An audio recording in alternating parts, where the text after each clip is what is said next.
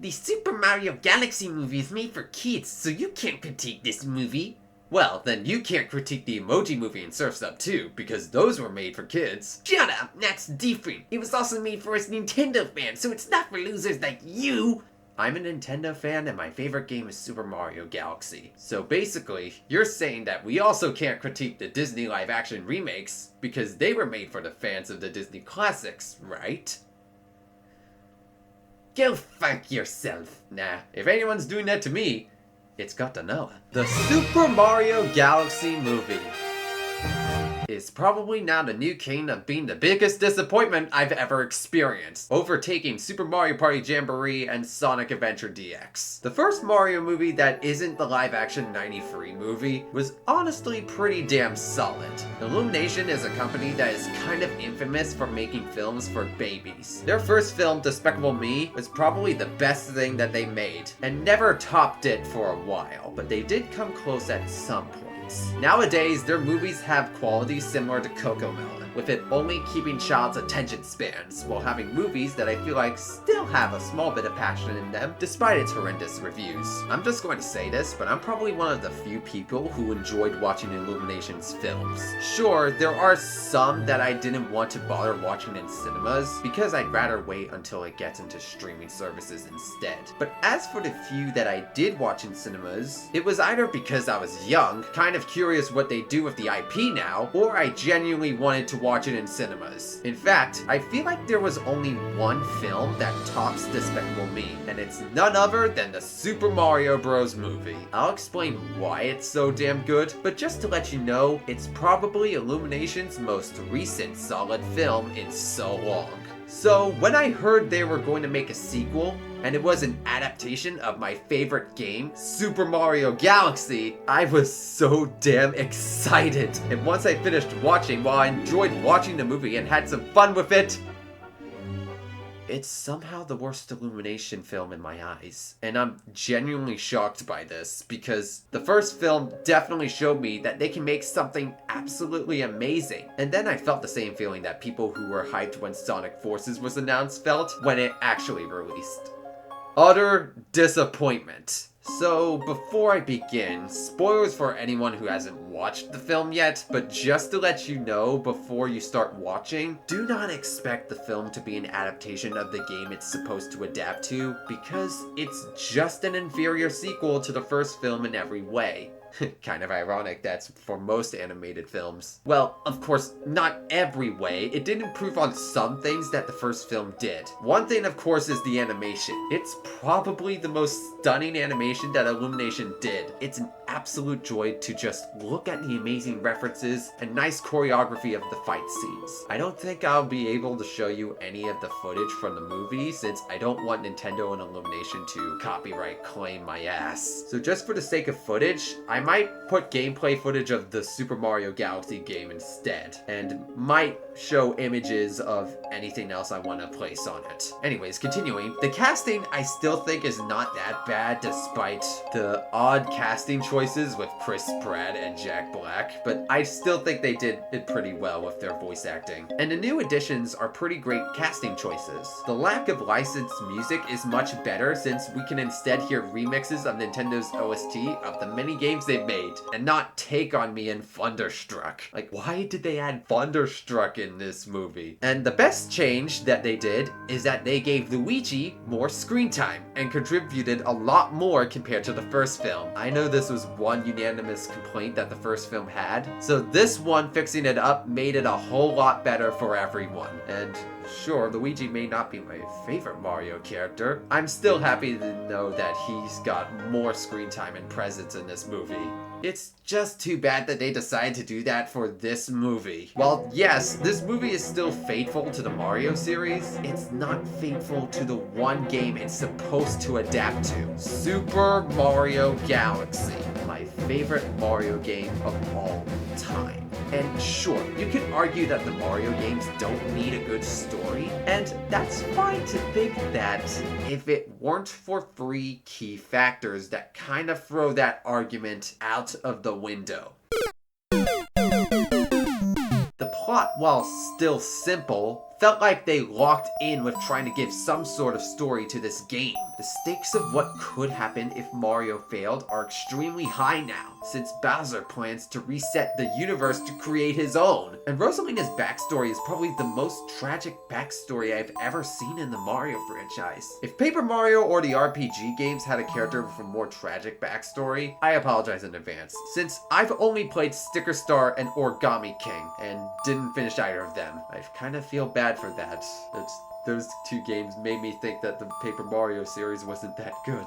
Anyways, well, yes, this film had high stakes if the heroes failed too, but it's not that extreme compared to the game, since Bowser and Bowser Jr. have access to a planet-sized base that could destroy a planet, basically the Death Star. Instead of it being a universal threat, it's significantly reduced to a planet-level threat, which is still menacing, but shallow compared to the game. And as for Rosalina's backstory, and Rosalina as a character in this film, apparently she's Peach's sister and doesn't have any loss that she suffered in the games. This backstory isn't that bad, and heck, you could have merged both of these into one so it'd still work, but no, they abandoned the OG backstory and replaced it with this one, which is now canon to the games. I wonder how that's gonna go with the shipping. And as for her character in this movie, she's now relegated as a damsel in distress, which never happened in the games once.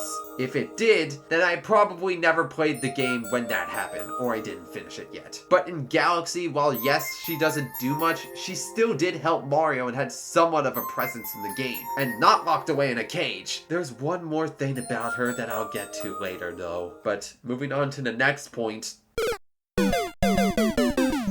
Well, yes, the first movie's plot was simple and straightforward as well, where Mario had to save his brother from Bowser. There were actual moments where the pacing complemented the story to give him some sort of character arc. Mario doesn't want people to look at him and his brother like they're small, figuratively of course. And it definitely shows, since he can be kind of reckless, going through a construction site to make their way to their first plumbing job, venturing into the sewers to stop the mass flooding in Brooklyn, and even challenging Donkey Kong in a fight to get the Kong army to side with the Mushroom Kingdom to defeat Bowser. And at the end game, he gets beaten to the ground, all bruised up, which honestly was a bold move for both Illumination and Nintendo to do. I would never expect Mario to be in an extremely damaged state before. But anyways, during that moment, he actually started to feel small and felt like he let his brother down, as well as everyone else, until after looking at the commercial that they made at the start of the film, he gained the confidence to stand up to Bowser and risked his life to save his friends. I don't know about you guys, but this is probably my favorite version of Mario, having a core personality and a compelling arc that makes me go, yeah, that's why I admired this guy when I was a kid. And it felt amazing to see them pull it off. Now going back to Galaxy, there's no arc or extra dimension to any of these characters at all. Thanks, Kian. I needed that. Bowser was almost going to get one, but they decided to abandon it in the middle, and the plot is somehow worse than the first film. It's the same as the last, except instead of Mario trying to save his brother, it's Peach trying to save her sister that she doesn't know is her sister until during the middle of the movie. Oh wait, that reminds me. Yes, you've heard me. Key characters are overshadowed by cameos and side characters. More specifically, Mario, Luigi, and Rosalina. Now, Luigi is probably the least affected by the three. In fact, he had a much better treatment, since, like I've said before, he accomplished a lot more compared to the first film. However, he's still a bit overshadowed a bit, since the main story seems to follow Peach instead. Mario, while not the one who got the worst treatment, was still a big slap in the face for a guy who admired what he did in the first film. He accomplished nothing in this film until the end of the movie. In fact, Luigi and Yoshi have more feats and accomplishments in this movie than Mario. Now, before you say anything, no, I'm not saying that Luigi and Yoshi didn't need to be here. In fact, like I stated before, Luigi definitely deserved more screen time, so he gets a pass. And Yoshi did appear in Galaxy 2, so it makes sense, but to have your protagonist do nothing until the very end is so fucking dumb. It feels like he's now relegated to a side character now, which doesn't make sense since he's literally the main character of the goddamn franchise. I know that I might come off as really irritated by this fact, so I'll let you guess who you think my favorite Mario character is after hearing my complaint about his character in this movie. But at least it's not as bad compared to the last character, Rosalina. Not only is she relegated as a damsel in distress, and not only does she do nothing in this movie besides the start and just the very end, and not only does she have less screen time than Luigi in the first film, but a fucking cameo that should probably only be there for just a minute maximum has significantly more screen time than the character that first debuted in the game it's supposed to fucking adapt to! Someone tell me why the fuck Star Fox is here as a supportive character! Don't get me wrong, it's nice to have Fox here, and his voice actor did a pretty great job voicing as him. Someone have him voice act as Star Fox in the next game. But he did not need to be in 20% of the film, especially when Rosalina didn't do shit in this movie. And when he did show up, it felt more like a Star Fox film than a Mario Galaxy adaptation, especially considering a Star Fox Direct that just got announced recently. Oh god damn it, it was basically a Star Fox commercial. It Surfs Up 2 all over again. So yeah, in conclusion, similar to what most people think of Cars 2, this movie, while a fun watch, is not good at all. The pacing and plot are worse than the first film, which somehow made a compelling story in its simple plot. It failed to make an accurate adaptation of my favorite Mario game of all time, and key characters like Mario and Rosalina get overshadowed by other unimportant characters. This movie isn't the worst thing in the world, and at least it's not AI made by humans. Even the Emoji movie is made by humans, and it's still better than AI. But I wouldn't recommend it unless you only want something funny and fun, like most Illumination films. I'd give this movie a 5 out of 10, which would place it in C tier, but if I had to rank only Illumination films and give each tier at least one movie, it goes in F tier, hands down. But I'm not done yet, since now that I've critiqued this film, the Nintendo fans are now aiming their guns at me. Now, if you've seen some review videos about this movie, you'd probably see this one thing that'll be mentioned over and over again. And I'll do the same as well, since what's happening is not okay. People are going out of their way to harass critics for critiquing the film with two core excuses. It's made for kids, and it's made for the fans, not critics. These are probably two of the worst excuses I've ever heard. If the intro skit wasn't enough to explain why that is, then listen up. If a movie made for kids is not meant to be critiqued, then it feels like these types of people are hypocrites, since they'd still probably shit on many other types of films, like fourth installments of franchises and whatever Disney makes now. If what they're saying is true, then why are you complaining about all of these films being bad? And while I would not want to bring up the Emoji movie in a positive light, even though I may have stated before in a previous video how I think it's underrated, it's still bad though, probably a D tier, not an F. The reason why I'm bringing this up is because it's solely because that film was made for kids. And if it's made for kids, then we shouldn't be shitting on this film at all, right?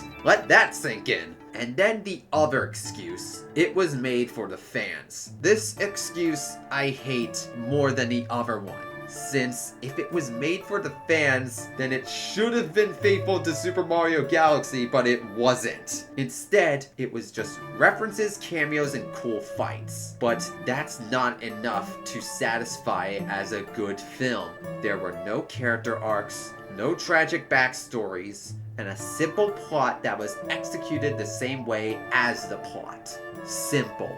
This film was honestly the film that made me realize what Illumination is. A company that makes movies to attract kids to watch the films without focusing on its plot. There are rare moments when they try, but most of the time they don't. And I can't believe it took this film for me to realize that. And as for Nintendo, well, there's a reason why I now side with Sega. Sure, I may have still gotten the recent games like Donkey Kong Bonanza, Mario Kart World, and did get a Switch too, but Sega's adaptations are miles better than this. Sonic Movie 3 makes this film a complete joke.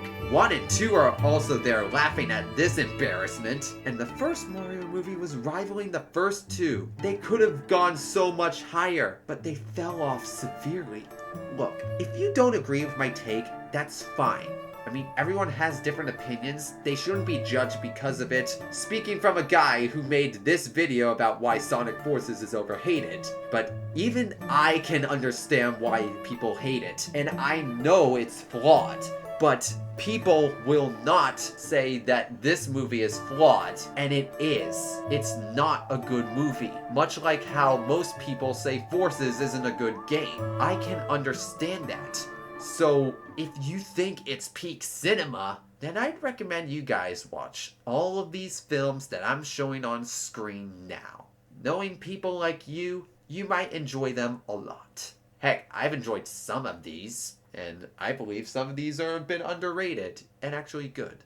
Anyways, thank you all for watching. I'll see you in the next video.